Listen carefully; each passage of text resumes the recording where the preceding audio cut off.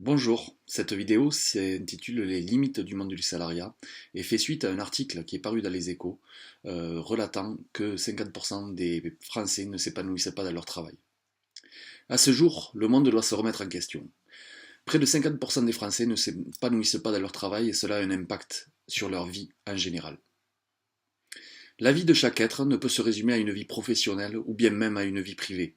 Il s'agit de trouver un juste équilibre entre ces deux vies qui permet de réaliser sa vie et non de la rêver. L'économie mondiale, sous l'ère capitaliste, a tout simplement dénaturé les rapports entre humains au travail.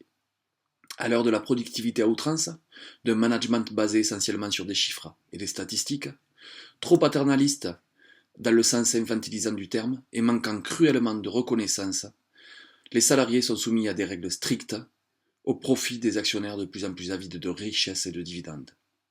Les salariés sont aussi en concurrence avec les nouvelles technologies qui les remplacent au fil du temps et qui permettent aux firmes internationales d'enregistrer des profits records. Il s'agit bien là de lire entre les lignes. L'argent est bien le nerf de cette guerre, la guerre entre des humains cherchant à subvenir à leurs besoins et des dirigeants statisticiens devant rendre des comptes aux détenteurs de capitaux de leur société. Il est l'heure de repenser ce système économique à des fins plus vertueuses. Il est l'heure de remettre l'humain au cœur de ce système. Il est l'heure de proposer une alternative conciliant revenus limités, c'est-à-dire décorrélés du temps passé par rapport au travail, et humanisme et bien-être. Au début du XXe siècle, notre pays, la France, comptait près de 90% de la population indépendante.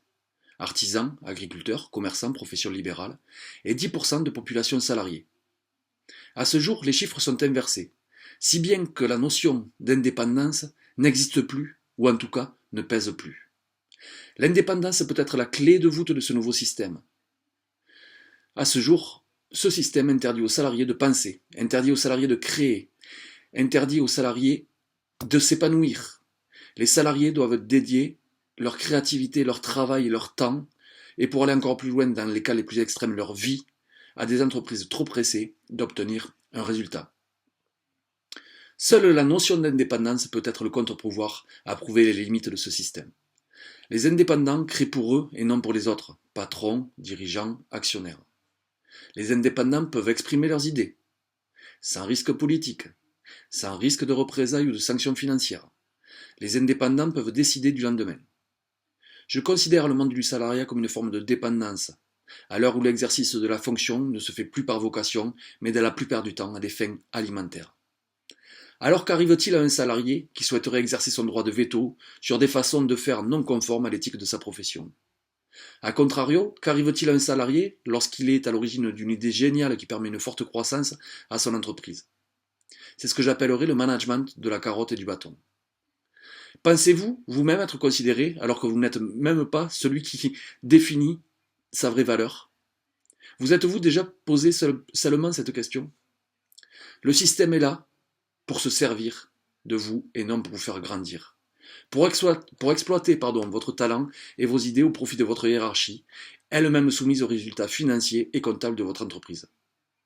Alors il est temps. Il est réellement temps de s'asseoir et de réfléchir. Il est temps de proposer une alternative. Seuls les indépendants pensant par eux-mêmes et pour eux-mêmes peuvent se permettre de le faire.